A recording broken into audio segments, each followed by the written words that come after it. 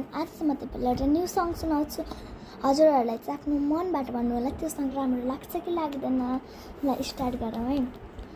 14 लाग्दा शरीरबाट निस्क्यो थोरै रगत, त्यही रगतले पराई जस्तो भयो मेरो जगत।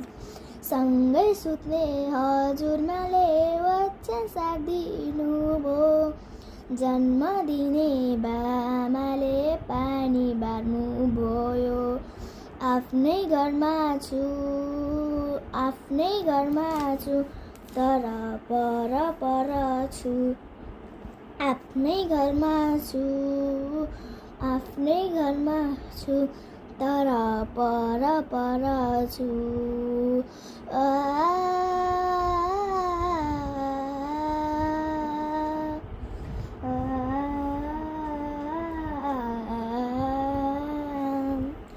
प्रकृतिको नियम होला त नदुखे थियो, समाजको नियमले जन्म दुखे थियो।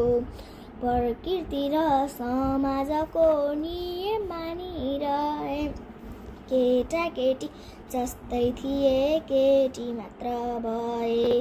आफ्नै घरमा छु तर पर छु,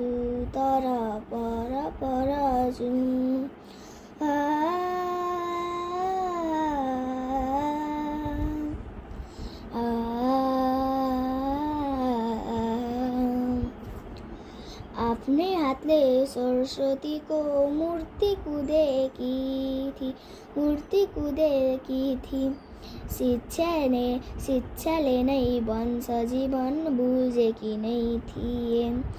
स्कुल जान पाइन मैले, भगवान पूजा पाइन, आखिर किन नचुने भए कहिले बुझ्न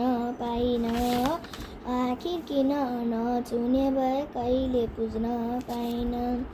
नचुनेको यो चलनले कति रोएकी छु, सास नफेरी आज मैले हावा छोएकी छु। रगत पोतेकी छु, गीतमा आँसु भरेकी छु, किन आज पनि पर सरेकी छु। आफ्नै घरमा छु तर पर छु,